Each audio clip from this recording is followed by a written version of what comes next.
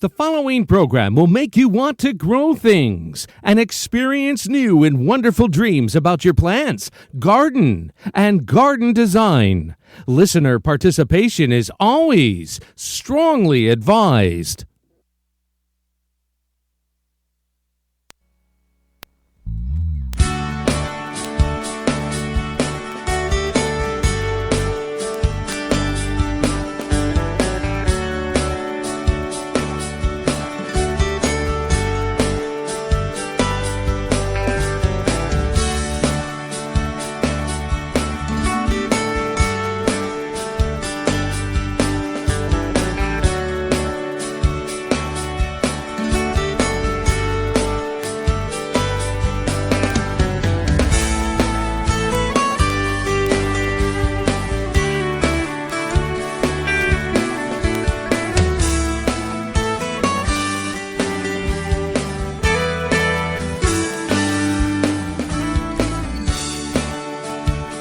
Good evening and welcome to Down the Garden Path with your hosts Joanne Shaw and Matthew Dressing, right here on Reality Radio 101. To get on board, send us an email right now. Our email address is instudio101@gmail.com.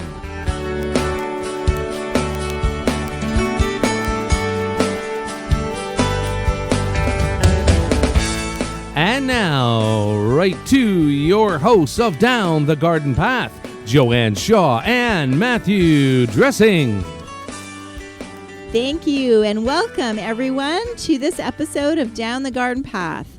We discuss down-to-earth tips and advice here for your plants, gardens, and landscapes. As landscape designers and gardeners, we think it is important and possible to have great gardens that are low maintenance, and we want to help you make it happen. I am Joanne Shaw, landscape designer and owner of Down to Earth Landscape Design. I've been designing beautiful landscapes for homeowners east of Toronto for over a decade. With me is my co-host Matthew Dressing. Matthew, welcome. Welcome, Joanne. Good evening, everyone. I am Matthew Dressing, horticulturist and landscape designer and owner of Natural Affinity Designs. Natural Affinity is a landscape design and garden maintenance firm servicing Toronto and the Eastern GTA. Joanne and I enjoy hosting Down the Garden Path each week, bringing you interesting, relevant, and helpful topics to help you achieve a great garden. We learn right along with you from each other, from our research, and from the guests that join us here on the show. As always, we welcome your questions via social media and email. That's right. And we want to thank you for joining us during the live show of Down the Garden Path. And remember to subscribe to Down the Garden Path podcast, as this recording will be released later as a podcast. And we would love for you to listen to it on your favorite podcast app, and you'll get instant updates when new episodes go live. So welcome, everyone. Welcome.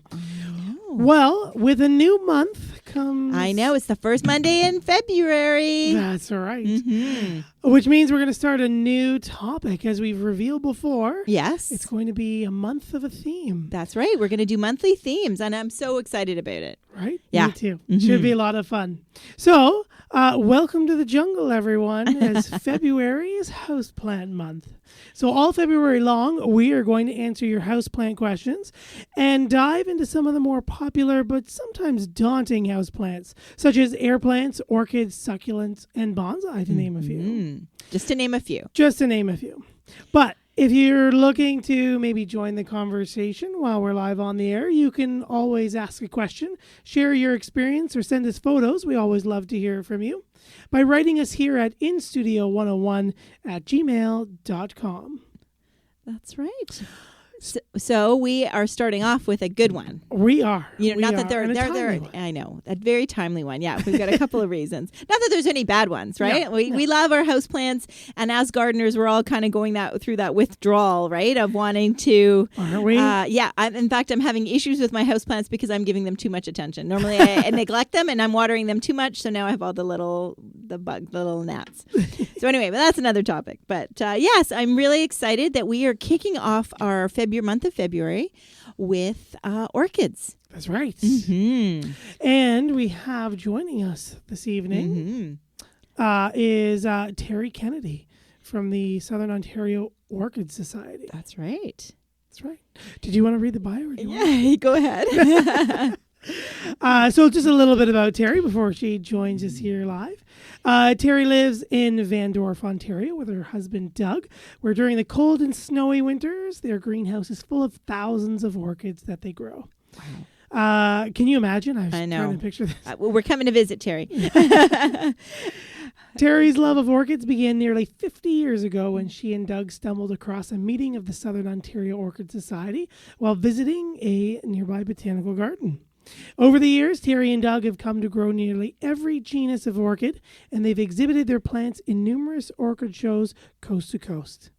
Throughout their orchid journey, Terry has been an active member of the Southern Ontario Orchid Society, and Terry has served as the past president and director of the society for many years, has been serving on the organizing committee of the annual Orchid Show since its inception over 35 years ago, and is an immediate past chair of the Toronto Judging Center, the first American Orchid Society outside of the United States. Excellent. So welcome to the show, Terry. Yes, welcome to the show, Terry. Nice to be here. Oh, thank you. I'm glad you're here, and we're really excited that for our houseplant month, we get to talk about orchids first. Well, yes, of course, you'd start at the top, right? The very best one. That's right. So why don't we start off? And, the Southern Ontario Orchid Society sounds very prestigious or very interesting for many people have orchids. But why don't you tell us a little bit about that society? Well, as with any society, the best way to, if you want to really do something well, you have to learn about that.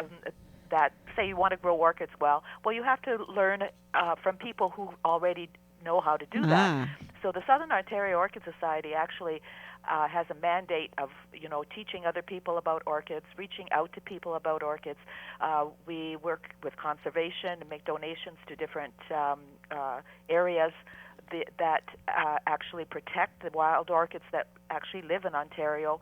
And we bring in great speakers to further our knowledge. So it's a great way to learn more and more about orchids. Once you're into orchids, you really need to talk to people directly. It's so much easier than Google. Yes, because I think a lot of it is where you live too, right? How you were saying when we chatted earlier today that people in Ontario can grow certain orchids, but other parts of the world it's a little bit more challenging. That's right, because here we can't grow most of the tropical orchids outside, but in our homes or in our greenhouses or plant rooms, we can actually create all kinds of different atmospheres or habitats that the orchids just thrive in. In Florida, it's hot, period.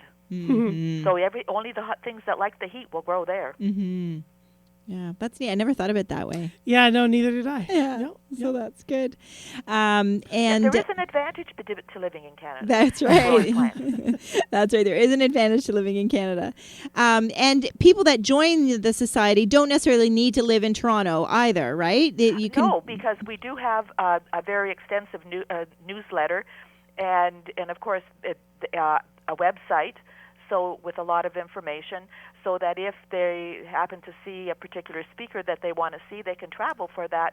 We meet the first Sunday of the month, so they can make a weekend trip out of it and come and visit Toronto and go to hear a really great speaker and get to know some of the people in the society. Excellent. And then for those out of town, you still get farther out of town, you still get the information as far as the newsletter and the other. That's right. Yeah. And we have an excellent news editor, and we have somebody that actually writes up the programs that are given. So you get even though you can't be there live, you still get a really good representation of what the speaker had talked about. Oh, wonderful. That's great. So that's a nice way to kind of virtually be part of a group, right? Mm-hmm. That is a wonderful. Before you know it, you'll be up on Skype, right, and doing these live streaming. All us gray hairs are taking tiny steps forward. That's right. That's good.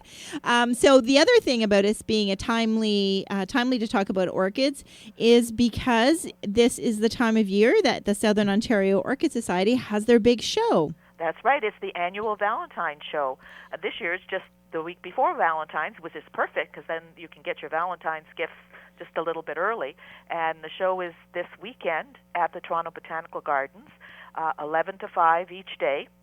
And there will be lots and lots of orchids, lots of vendors. Actually, we have a number of vendors from Southeast Asia and some South America and all across Canada. So there's lots of orchids to see and buy. There's lots of supplies. There's all kinds of seminars. Oh, okay. Did you know that vanilla is an orchid? I did not know that vanilla. Oh, there you Matt, are. did and you There's know? actually going to be one of the presentations in the series of seminars that are given that's going to be all about the vanilla orchid. Oh, okay. Very cool. That is So interesting. there's lots to see and do at the show. Okay, so is there a program for who's speaking when? Yes, there is. And actually, I think it's up on the website. Okay. soos.ca. Okay, that's a cool website. So soos.ca, everyone. And so that there'll be a list of speakers there and what they're talking about. And of course, there's all these members of the society who are volunteers at the show. We were just counting, and we have over something like 150 volunteers to make the show happen. Wow. So there's a lot of people involved, and many of them are really good orchid growers, have a lot of knowledge. So when you consider the years of orchid knowledge that's going to be there, we're probably talking into the hundreds and hundreds of years of knowledge. Wonderful. So it's this. So for those listening that maybe might be listening after to the recording, it is February 8th and 9th of 2020. Yes. It is at the Toronto Botanical Gardens. And what are the times? So it's Saturday and Sunday? From 11 to 5. Okay, both days. Both days. And I have to tell people that, sometimes people complain about the huge crowds that we get at 11 o'clock on Saturday. If you come a little later in the day or Sunday afternoon, it's much more relaxing, and it's so much easier to see things. Okay, that's good to know. So, so people don't have to feel like they have to be there right at 11. No, you don't have to be there first thing. We have huge lineups right at the beginning, and people are just frantic for their...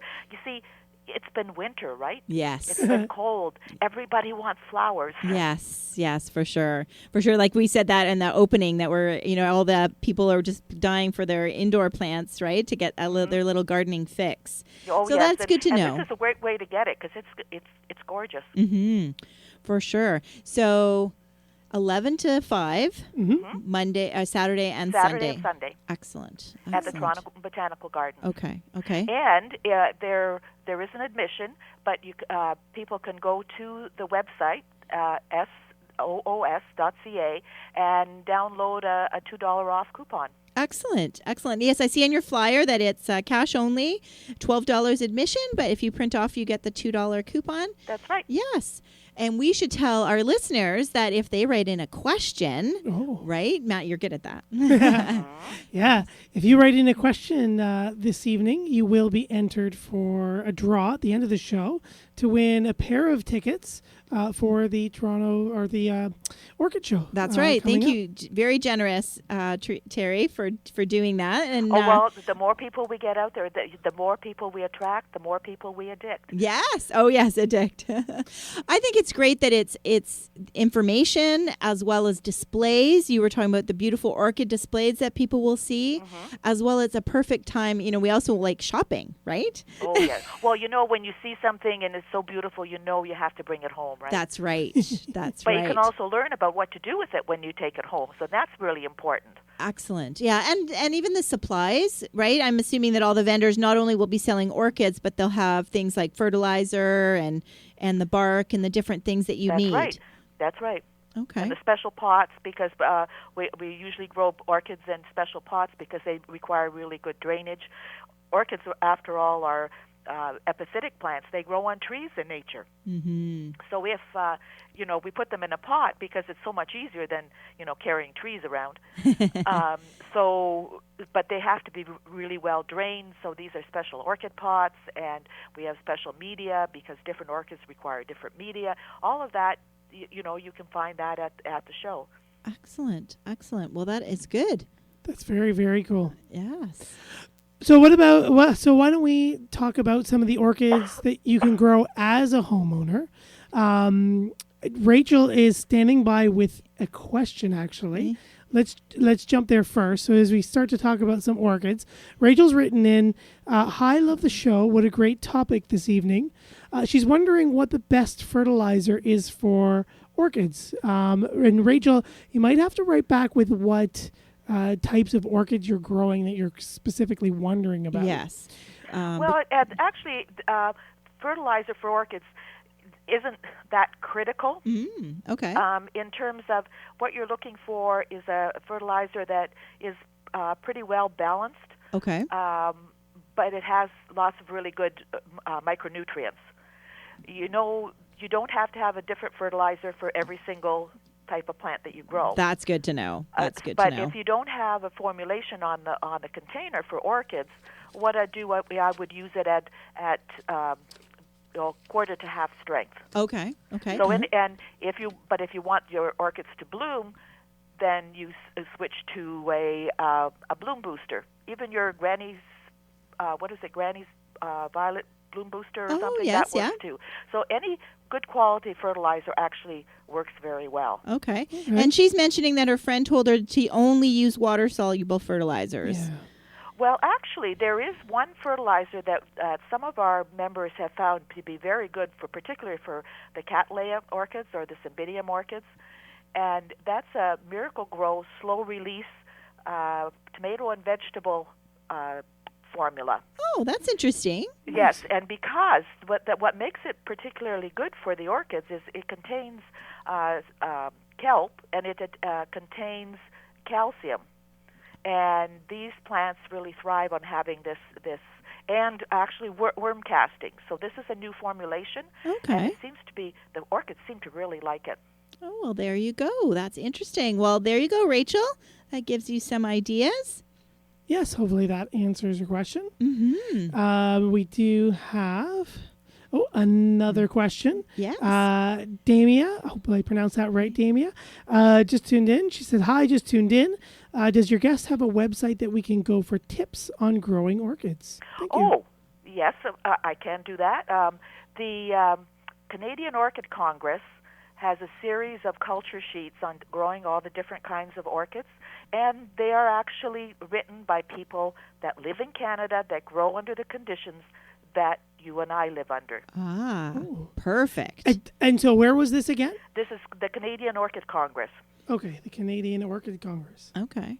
So Google that. So just a Google search for that? Or do you know if it's CanadianOrchidCongress.ca?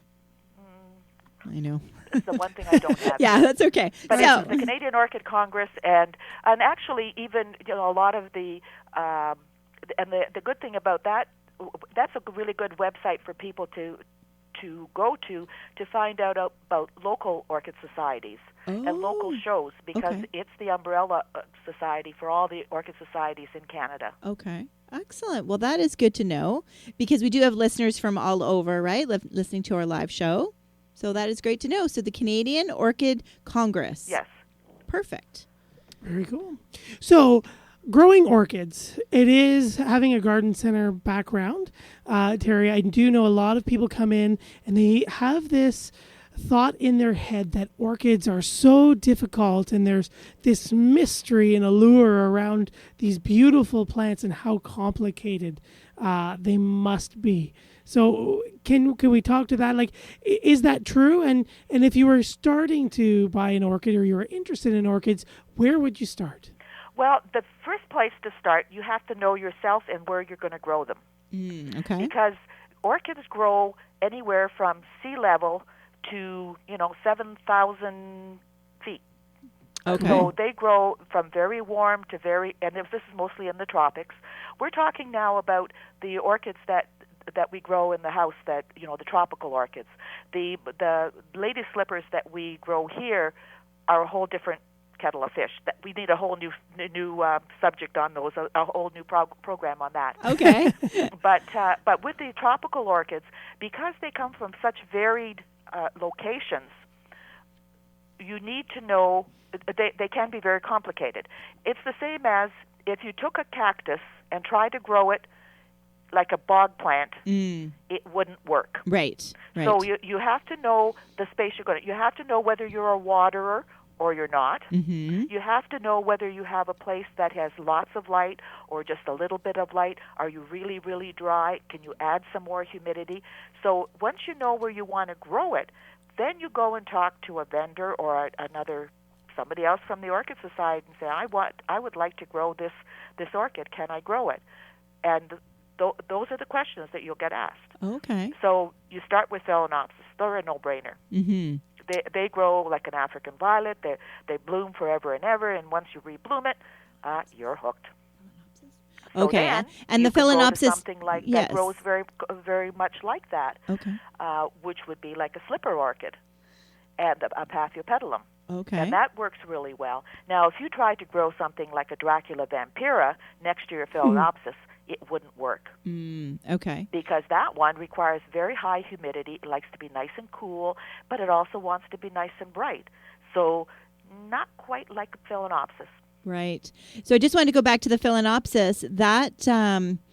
That is the typical one, just for our listeners to know, right? That's the most common one. You're going to see that. That's the one you see in all the stores. Yeah, you're going to see that in the grocery stores and the nurseries and all the stores. And they're often kept in kind of not great conditions in the store, correct? Well, the time you want to buy these plants is when they first come in. When they first come in, they're fabulous. Mm-hmm. Okay. And so that's when you want to take it home, find a good place for it, out of a draft. If temperature isn't critical, if you're comfortable, they're comfortable. Okay. So it's easy, they're easy in the house. And the problem with if they stay too long in the store is that either they don't water them at all or they use a fire hose. Yes. So you've seen that. Yes. Oh, yeah. Yeah. Even for other plants. Right. So the thing is to get them when they first come in, bring them home, and they will last for months and months. Wonderful. Well, that is good.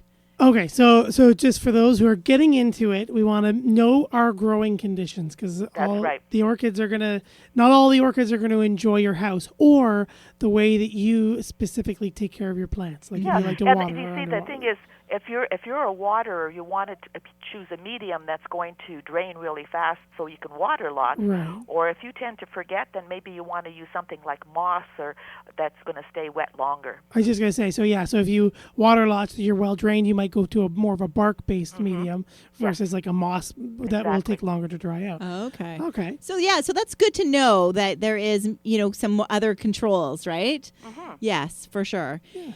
So if someone didn't want or maybe already has a Phalaenopsis and they wanted to try something else, aside from the show, so the show is going to be a perfect place to buy that.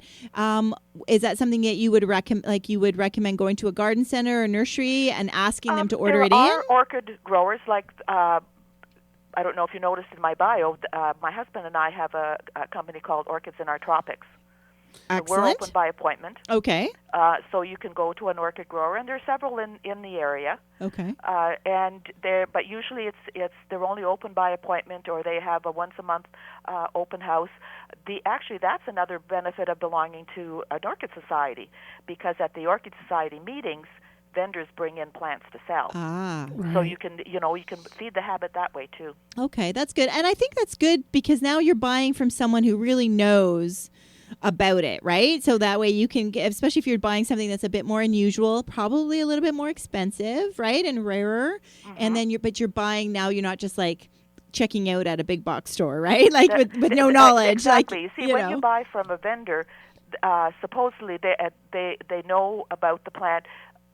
Usually they have grown it for some time, and they know what that particular plant requires, and they can pass that information on. And then if you take it home and you think the plant isn't that happy, you can also contact them and say, what's going on here. Mm-hmm. Big box stores really don't answer those kind of questions.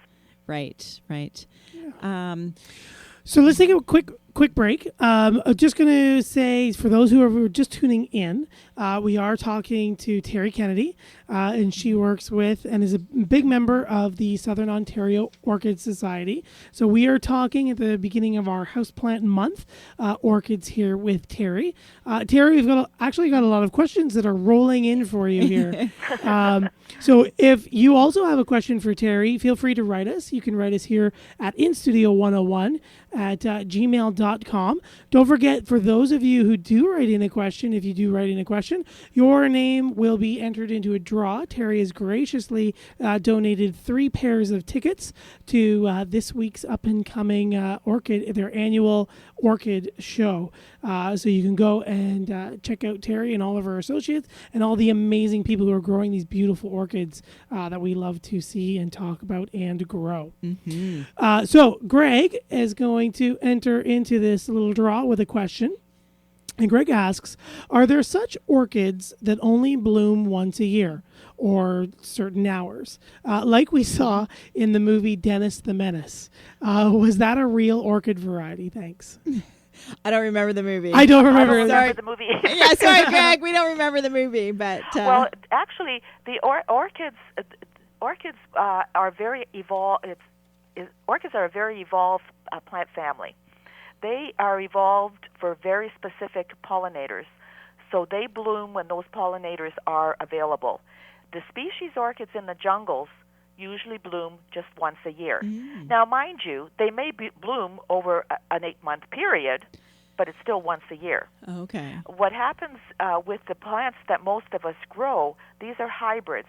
These are hybrids and intergeneric hybrids that, that people, basically what they're doing is taking the gene pool and giving it a shake and seeing what comes out. But with very specific, thoughts in mind.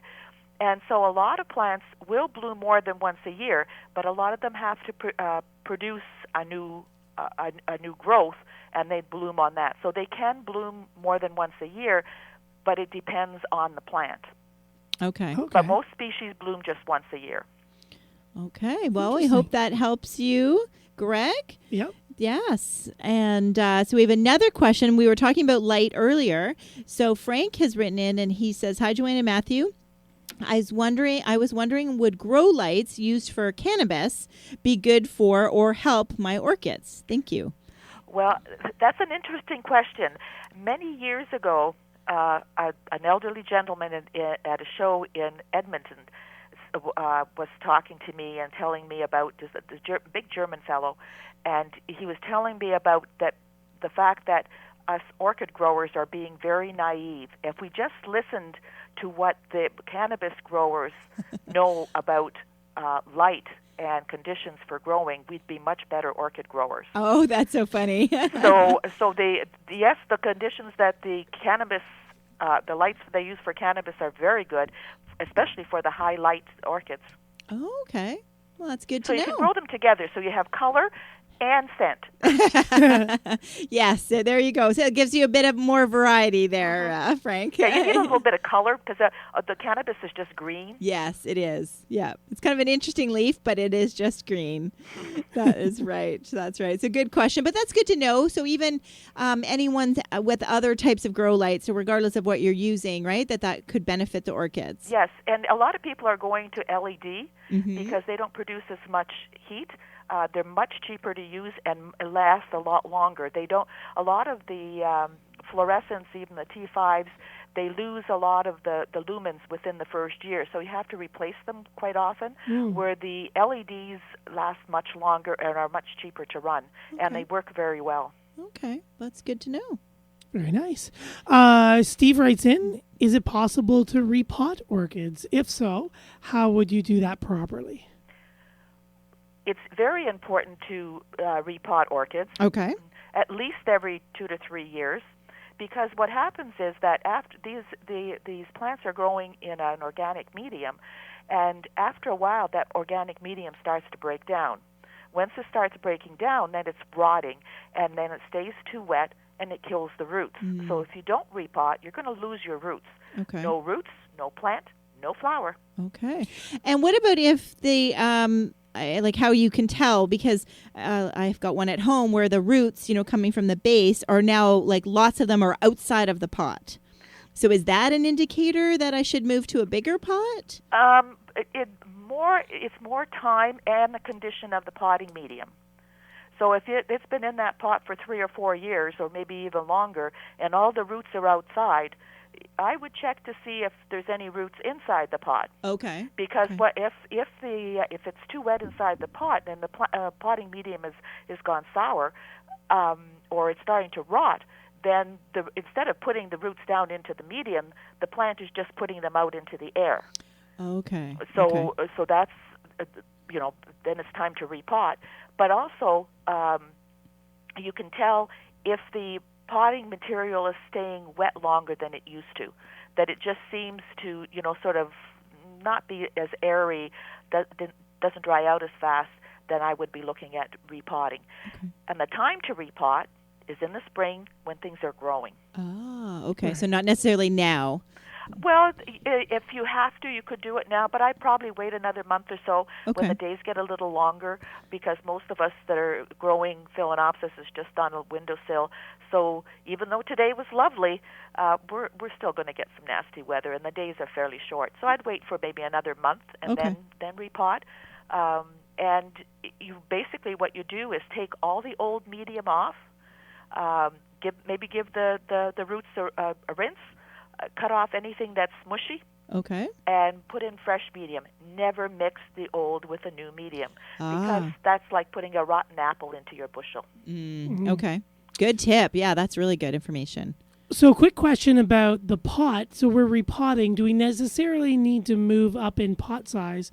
And if so, how big would you continue to move up in your pot? Orchids like to be pot bound. If you use too big a pot, what's going to happen is that the potting medium will stay too wet too long, and this is detrimental to orchids. And the other thing that orchids will do when they have this big pot, they think, oh, I got to fill this. So they spend all this time trying to grow roots to fill that darn pot, and they don't do anything above the potting medium. So you want to keep a small pot, and the way you decide on the pot is if there's a lot of roots, then you can go up one size. But for a Phalaenopsis, unless it's really humongous, like 2 feet across or something like that, I wouldn't go more than a 6-inch pot. Oh, okay. Nice. Okay. So, and things like dendrobiums or your slipper orchids really like to be in small pots. Mm-hmm. Okay. So, Greg, that's good to know. So we can repot them in the sense of changing the medium and cleaning out the roots and stuff, but that doesn't necessarily mean going to a bigger pot. Not necessarily. If you don't have many roots, then you want to maybe even go down a size pot, so that so it encourages the plant to make more roots. Okay. And then more roots means more blooms. That's right. Excellent. Excellent. We've got some more good questions for you, Terry. These are very good questions. Yes, very good. Well, Matt and I trying to piggyback there on Greg's question. So thanks, Greg, for asking that question. Just as we move to another question, Chase, if you're listening, we do see your question. We are going to get to more of another subject closer to the end of the show where your question we will definitely get to. We have not forgotten about you. Thank you for tuning in. Jennifer writes in, hi, is it true that orchids are some of the most expensive varieties of plants? And if so, why might that be? You always hear about these exotic, expensive orchids. Just wondering. Well, yes, some of them are very, very expensive because they're rare. Mm-hmm. They're hard to propagate. Mm-hmm. They're extremely beautiful, and there is somebody that really, really, really wants it. Okay. And they're in some cases, are the rare ones almost endangered as well? Oh, all orchids are on the endangered list, and there are a number, so they're all on Appendix 1. That means that you cannot transport orchids across borders without proper documentation. Okay. And then there is, some of them are actually on Appendix 1, which means they're extremely endangered, and those require mountains of paperwork to transport from one country to another. Okay. So if you get caught with orchids across the border, you could get into a lot of trouble. Yes. And they're extremely slow growing, too, aren't they? They are. They take a long time. The seeds that orchids produce are like dust. They don't have their own endosperm. You know, like a bean has this little lunch pail that feeds it when little plant starts to grow. Right. Orchids don't have that. Okay. So they have to be planted in a sterile medium that feeds everything that they need. And they will spend they spend a year in a mother flask. So they get to be maybe a few millimeters tall. Then they spend at least another year or 2 years in a replate, which gets them to almost sort of preemie size. And then you pot them out and then you grow them. Some will bloom from seed if you grow them really well, in about 3 years. That's your Phalaenopsis. Wow. Now, the people in Taiwan that are growing these mountains and mountains of Phalaenopsis, they're growing them even faster than that because they've perfected that, growing those particular ones. Okay. But some of your slipper orchids or your Cattleya orchids, they will take anywhere up to 15 to 18 years before they bloom for the very first time. So there you go. So that is why. Yeah. See, orchids teach you patience and perseverance. So there you go, Jennifer. I hope that helps you know that there's a reason for anything that is worth waiting for is usually more expensive, right? That's right. Oh, that is great. And I'm excited to talk about the show because this is going to be, so for anybody local in the GTA, the Greater Toronto Area, a lot of these orchids and probably unusual ones will be available by knowledgeable vendors this Saturday, February 8th and 9th at the Toronto Botanical Gardens. And I'd like to mention something else is Sure. that, our gardeners are tending to age a little bit, but we're trying to get the next generation hooked on orchids. So the show this year was on Sunday from 11 to 4. There's going to be a kids' corner where it's this hands-on learning about orchids for kids. Excellent. So, Very cool. this is a chance to bring your kids, get them introduced, get their hands dirty, and get them growing orchids too. That's wonderful. That's wonderful. And I love what you said about Valentine's Day, too, because I think that, forget the roses, right? Orchids are much better. Orchids Yes. are much better. I think if you come home with an orchid, that's going to last a lot longer, and it's definitely worth gifting. And I think it's really important. I think that's a great ad to have know that families could come to the show and bring their children. But we have to get them growing because, we have to pass the knowledge on. Right. And we need to sort of develop caretakers because, as I said, most of these orchids are endangered. So unless we have caregivers for them, they're going to disappear. That's right. Excellent. So you, and as you mentioned, you and your husband are also orchid growers. Will you have a vendor's table? I know you mentioned you're going to have a display. Yes, we do. We do a large display, and we actually, in the last few years, the City of Toronto has actually puts in a big orchid display, and they usually go all out, and it's nice to have the city actually supporting us. Oh, wonderful. And they usually do a big fancy display, so that's always nice.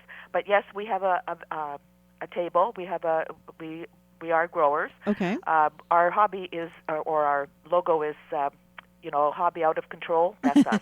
That's you. That's why we're doing it. Oh, okay. And But- your website is orchids. Orchidsinourtropics.com. Excellent. Orchidsinourtropics.com.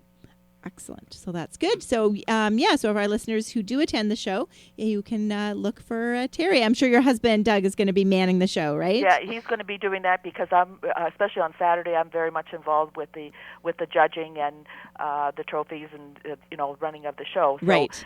We actually conscript our whole family, and we have our kids come and help, and Yes. this is part of their mandate that they need to help us out. But they've got the bug too. Yes. Oh, that's good. Good.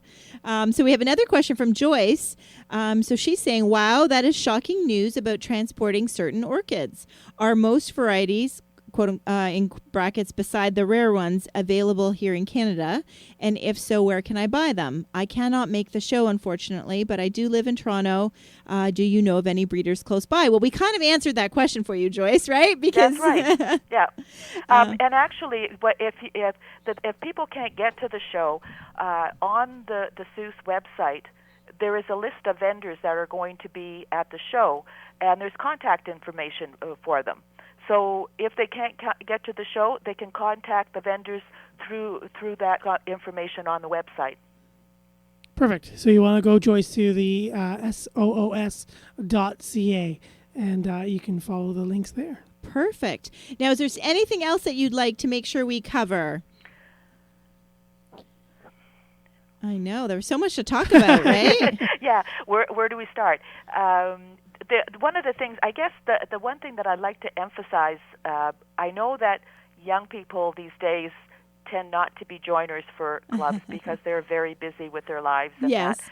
But, the best way to learn about orchids is talk to somebody who is actually growing the orchids. Because part of the meetings that the society has, we have what we call a show table, show and tell, right? People bring in plants that they bloom, and when you see something, you can talk to the person and find out exactly how they're growing. And they're growing here in Toronto. They're growing under the same conditions you are, so you're much more likely to succeed than if you just Google it and get somebody who's, even in Alberta, there it's much drier. It's the conditions are different. Talk to people who are growing here, and that's really, really important. Okay. I had a question about. I'm assuming it's a phalaenopsis, but I'm not sure. I've like little miniature orchids. Yes, they can be of any size. Actually, so the species phalaenopsis, some of them, the whole plant is only about 2 inches across. Right. And so when they do, well, of course, all the ones that you see in the store are all hybrids. Mm. And so what they do is they take ones that are big and ones that are small, and they cross them, so they get all different sizes. And because space is always at a premium, those little ones have become really, really popular. Okay. Yes, and it's funny because I bought two at the same time, and I have both, and they sit beside each other, and one has bloomed repeatedly over the last 2 years, and one has not. Oh, really? But I'm thinking that though I was mentioning at the beginning of the show too, I've been craving gardening, so I've been overwatering everything in my house, including my orchids, and I think that one is starting to. So I think maybe I do need to take it out of its pot and clean up this and maybe repot it. Well, there you go. You have to come to the show, yes. Get some potting medium, talk to somebody, and get it repotted, and you could even pick up a new friend for the ones you have. I think so. I think I'd like to try something a little bit more challenging, a little bit more unique. But I did attend the show 2 years ago, and the orchid I bought there has been like a showstopper, and so I'm excited to come back for sure. I'm really looking forward to it. One thing we have to talk about, I'm surprised nobody's written in, because this is always the controversial thing that when growing orchids is ice cubes or no ice cubes. Oh, true. I knew that had to come. And I'm surprised nobody else asked it, so I'm going to ask it. Well, you have to think about this. Right. These are tropical plants. Yes. Now, as I said before, if you're comfortable, they're comfortable, right? Mm-hmm. So think about this. If somebody put ice cubes on your toes once a week, how would you feel? That's right. I love your answer. I'm just trying to hold back the laughter because that's exactly what I say to people in the garden center. Yes. Seriously, what if I put ice cubes on you? What would you do? You'd freak right out. Yes. A tropical plant's never seen ice. Yes. What they're trying to do is make you not overwater your orchid. Yeah. Exactly. So I think and I always recommend that, even though people say not to with the poinsettia. I think it does help you control how much water. But the thing is, how do you say what a normal ice cube is? You have ones that are an inch square. You have the ones that are a centimeter square, or cubed. They can be of any size. My son has some that are strips that he uses in his bottle. Oh, yes, yeah. So what is an ice cube? What you want to do in water, the thing about watering orchids is you want to water with copious amounts of water. So you drench the pot, let the water drain out, and then let it sit. Okay. And you don't want it sitting in water. You want to sit over water. Okay. But because what happens is because it's a potting medium that has spaces between the moss or it's not dirt, right? None of them grow in dirt. Right. Or the moss or the chips or whatever, there's all these little air spaces. If you close up a room and you never replace the air is going to get very stale. Okay. And this is what happens for the orchids. So if you use lots of water, push the water through, push the old air out, pull the new air in, the plant is going to be a lot happier. Okay. Cool. Excellent. And what about, does the temperature of the water have a really big effect? We just talked about no ice water. Right. No ice water. Okay. The thing is, room temperature's water is the best. Okay. So sometimes people say, well, even for watering houseplants, you should leave the water out on your counter overnight so that it's, so you get rid of chlorine and all that. It's not the chlorine that you want to get rid of. You want the water to be a room temperature. Okay. Okay. Well, that's great to know. Excellent. So we do want to, once again, we're excited about all of the people that have written in questions. And we do have a few to get to. We do see you there. We do. And so I'm going to say that I don't matter, like Southern Ontario Orchid Show, and it is an anniversary, right? Were you saying it's the 45th? This is the 40th show that we've had. Excellent. Congratulations. So that's really exciting. And actually the society has been in, I think it's about 56 years. Okay. Wonderful. Well, that is so great. So it's been around a long time. Excellent. Well, why don't we get to, we do have some, while Gary figures out all our entries for the draw, we can answer, there's a couple non-orchid questions, which I'm sure you're happy to listen to. Sure. So Wayne has written in, and he's saying, are there any houseplants that you know that will grow in a warm, dark room? I have no windows in this particular room, and I would like an orchid for that person. Do you? And There and I would like to put some greenery in there. So I was going to ask about lights, because we do have a pathos in Gary's studio, which is in the basement, but there's lots of lights, not real light, like artificial light only. But do you have an orchid for Wayne? Well, yes, there's one called the jewel orchid. It has beautiful velvety leaves with red and black and gold markings. Ooh. And it's very low light. It likes to be moist. So like a place that is warm, and you can have a little humidity tray for it, mist it sometimes, and it would do very well. And the thing is, the leaves are so pretty. It does have little white flowers, but we don't grow it for the flowers. We grow it for the pretty leaves. Okay. Oh, yeah. That is exciting. Yeah, well, that's a pretty one. Yeah. That would be a really pretty one. Excellent. See, you can grow orchids anywhere. Yes, that is true. So Brian has written in. He says he's just tuned in. I'm not sure if this question was asked already. Is there any type of special soil to plant orchids in? I heard that was critical to grow them in. Is that true? So we have talked a little bit about that, right? Yes. Is there, regardless of the orchid, whether you could do the bark or do the moss, or is it just a personal choice?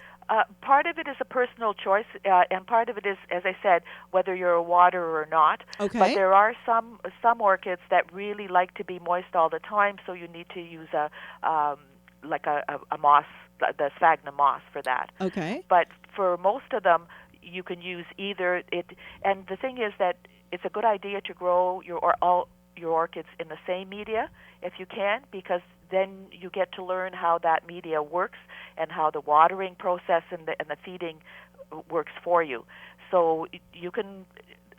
This is one of the things that will be covered in the lectures at the meeting or at the show, because it's something that different plants require different things, because you need to tweak the medium, because we use a mix. We use a bark with charcoal and sponge rock. Okay. And we even add turkey grit to some of them. It depends. When you start getting into it, they can become very complicated. Okay. But usually bark or moss will work. Okay. And I would say that would be like a low maintenance thing, right? To keep it simple by having all your orchids in the same medium. It's easier to buy. It's easier to look after. That's right. It's And kind you of a water them low all at the same maintenance. time. Yeah. Yeah. So there you go. Well, that's great. And And no soil. No no soil. Chase, sorry to leave you last, but definitely not least. Chase says, "Hi, Joanne and Matthew. Not an orchid question today, but a houseplant question. Why are the ends of my houseplant leaves, the tips, turning brown? Thank you." So just as long as it's just the tips, kind of like what we're talking about with being tropical plants, the very thin strap-like ones, for example, like your dracaenas or your palms, things like that, will dry out. Just the very tips will turn brown, and it's usually a humidity issue. They're used to much, much warmer, humid conditions, which our houses in the summer, in the winter, are definitely not. And being the thinnest spots, they tend to dry out very quickly. Take a look, though, Chase. If you find other spots further down on the houseplant leaf, some of the margins are going, or there's spotting happening closer to the end, but not the very tip, like I just described, you might have another issue that is attacking your plant. Okay. That is damaging your plant. But usually it's just lower humidity. It's nothing to worry about. It shouldn't spread or hurt the plant. It's just saying, hey, there's not enough humidity like I like. And you can almost snip them off, right? Can you snip them You off? can. Or? I don't. I usually will just use my fingers just to kind of roll over them, just to take any of the light stuff. I don't like to cut into the living tissue, just as it opens more space to dry out, but also if there's another pathogen or insect there, you're opening a wound for the plant. Okay. Yeah. And adding more humidity, maybe doing some misting, maybe set your pot on the saucer with some stones, or like a boot tray. If it's a big pot, you could do one of those boot trays or something filled with some gravel. Right. Right. That's then that kind of thing. So hope that helps. Yes, hopefully that helps, Chase. Feel free to write us in again if it is something more than just what we described. Beth is just writing in, and Gary just moved the question. So Beth, we'll get to your question in just a sec, Gary. Whoops. 2 seconds. But thank you for your patience, Terry, for joining us with these questions. So, it's all interesting. It's all you mix your plants up. That's right. But you know what happens? If you've got a lot of houseplants and you start buying orchids, they tend to push out the other. There you go. That's what happened to us. So this is a good question. I think this covers a lot of different plants. Yeah, so Beth writes, "Hello, I want to know what is a very good or best potting soil to repot my plants. Just a generic type of soil or something organic. What about the soil that you purchase in the garden shops with the built-in fertilizer? Is that usually any good?" So just know, Beth, what type of plants that you have, right? Soil for plants might be different. For example, our orchids, we're not using soil, like Terry has we've talked at that point this evening. Cactus and succulents will also need a slightly different texture of soil, something a little bit better drained, whereas more of your foliage houseplants will like something a little bit more peat-based or organic-based. It's a little fluffier and has higher moisture or water retention to it. So just knowing your plant and knowing what kind of soil they need as well. If you are just using something, watch out for our house plants. Watch out for the garden shop soil that you mean with the built-in fertilizer too, right? The garden soils at your garden center may not be good for tropicals. Right. They tend to be heavier, whereas our soils here, or the tropical soils that they grow in, are different than the terrestrial soils, for example, here in Southern Ontario. Yeah, and I think I don't know if the built-in fertilizers are really a good thing, because I think not all your plants require the same amount of fertilizer. So I think it's better to have like a good quality soil. Right. Appropriate to your plant, proper medium for orchids, or proper, a soil for your other plants, and then add the type of fertilizer that they need. Yeah. right? Yeah, add something more like a cactus fertilizer. Yes, yes. Or something like for your African violets. That is a different type of fertilizer, right? Right. And I think, Terry, you said something to the point, too, that the plants have their different micronutrients that they like or dislike. They like a few things more than other ones. So that's kind of a bad idea there. Yeah. Excellent. Well, we are almost at the end of the show. Thank you, everybody, for writing in. As we've been talking about, we have Terry's been very generous to give us 3 sets of tickets to the show this Saturday, February 8th and 9th, from 11 to 5, both days. Right, Terry? Yes, that's right. And they can come on either day. Excellent. And bring your kids, especially to Saturday. It's Sunday for the kids. Oh, is it Sunday for the kids? Okay, yep. Good point. So Sunday from 11 to 5. Right? Yes. For the kids. So the Toronto Botanical Gardens is at kind of Lawrence and Leslie, thank you. and if you've never been there, it's worth the trip to go. And we have our 3 winners. So Steve L, Greg E, and Frank B. So if you we said, Terry, we'll give you their names, their full names, and you'll leave their tickets for them in an envelope at the front entrance. That's right. All I need is their names, and all they have to do is identify themselves, and they'll have admission to the orchid show. Excellent. So congratulations, gentlemen. That is wonderful, and we thank you for your questions, and thank you for listening, and thank you, Terry. This is a great show, and I'm looking forward to checking out your website and to hopefully seeing you on the weekend. Yes. Excellent. Thanks, Terry. Thank you very much. So everybody check out, if you have any other questions, check out the website at www.soos.ca, right? That's right. Okay. And any more questions, there'd be lots of people to answer all kinds of questions at the show. Wonderful, wonderful. Well, thank you for coming and joining us here on the show, and good luck this week. I know you've got a busy week ahead. That we do. Okay. Bye for now. Goodbye. Bye. Well, that's exciting, and don't forget Valentine's Day, everybody. I think orchids make a great Valentine's Day gift. We say that in the garden center. I know. Buy an orchid instead. Buy an orchid instead. And I'm really excited that we kicked off our month-long talk about houseplants with the orchids. And so what are we talking about next week? Next week, you and I are going to discuss succulents and cacti. Excellent. Succulents are like the big thing. That's correct. So we'll do a little bit of a deep dive and talk about the succulents cacti 101 and maybe bring up some very cool and interesting and different ones to take it out or keep an eye out for. Excellent. Well, that is great. So if you have any questions or looking for it, or you're growing orchids already, or not orchids, well, if you're growing orchids, that's great. But if you're growing succulents, then we want you to tune in next episode. That's right. A week today. As we reach the end of the show, we will say thank you very much to Gary, as always, for helping us produce the show on Reality Radio 101. Thank you, Rachel, Chase, Damia, Steve, Greg, Jennifer, Wayne, Joyce, Brian, Frank, Beth, and Chase. And I think I said him twice, but he deserves it for waiting. Yes, thank you, Chase. But we're still working out our how we do it, but I think we're excited to be able to do the month long. Gives us a chance to really do a deep dive, doesn't it? That's it. And we know some of the questions will be repeated from week to week, but that's okay because I think we can never have too much information. That's right.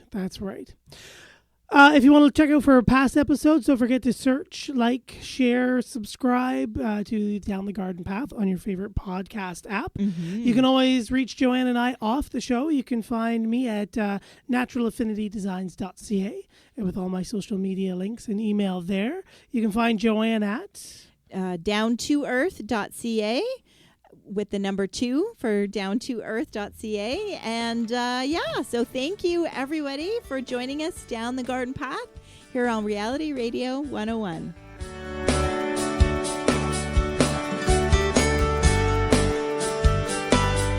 Thank you for listening to Down the Garden Path with your host, Joanne Shaw and Matthew Dressing, right here on Reality Radio 101.